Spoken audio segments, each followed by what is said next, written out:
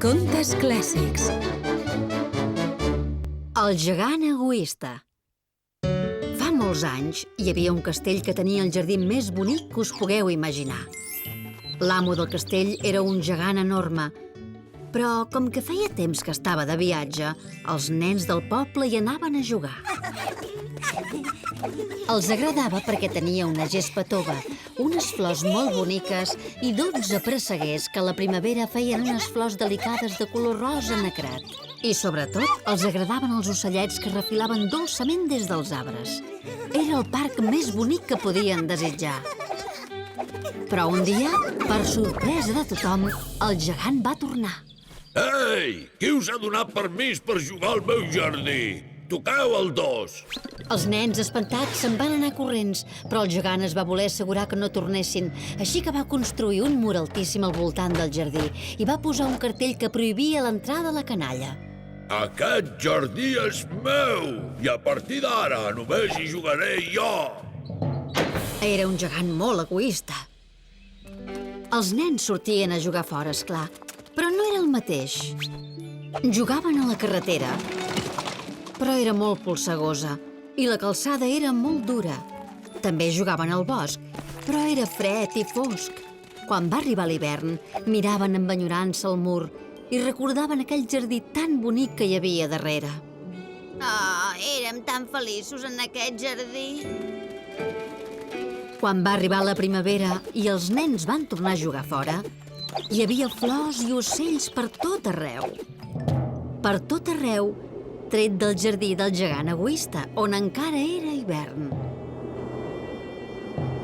Els ocells no hi cantaven perquè no hi havia nens, i els arbres es van descuidar de florir perquè no hi havia ocells. Un dia, una flor preciosa va començar a treure el caparró, però quan va veure el cartell del gegant es va posar tan trista pels nens que es va tornar a amagar sota terra.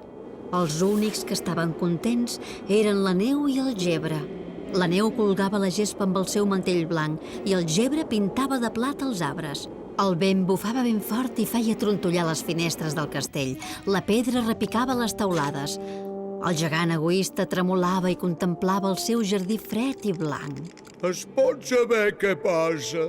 Com és que la primavera no ve al meu jardí? No hi ha dret! És injust! Però per molt que s'enfadés, la primavera no hi anava. Dins del jardí emmurallat sempre era hivern. Un matí que el gegant era al llit, el va despertar el refilet d'un ocell a la seva finestra i es va llevar tot emocionat. Per fi ha vingut la primavera! El gegant va saltar del llit i va veure un jardí preciós.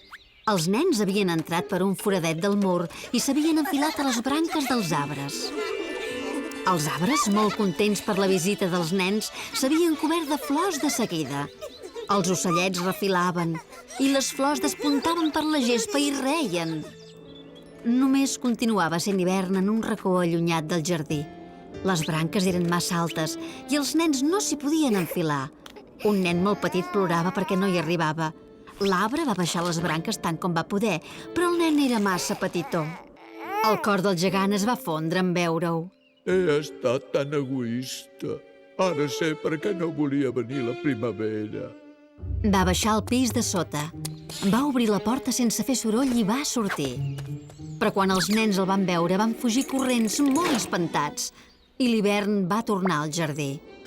L'únic que no va fugir va ser el nen més petit perquè les llàgrimes no li deixaven veure que el gegant se li acostava. El gegant el va agafar per darrere i amb molta cura el va enfilar en una branca. L'arbre va fer unes flors molt boniques i el nen va abraçar el gegant i li va fer un petó. Quan els altres nens van veure que el gegant ja no estava enfadat, van tornar corrents al jardí i amb ells la primavera. A partir d'ara el jardí és vostre. Vull que hi vingueu a jugar. I llavors el gegant va enderrocar el mur a cops de mall. Més tard, la gent del poble mirava amb alegria com els seus fills tornaven a jugar en aquell jardí tan bonic. I el gegant, que ja no era egoista, també se'ls mirava i somreia.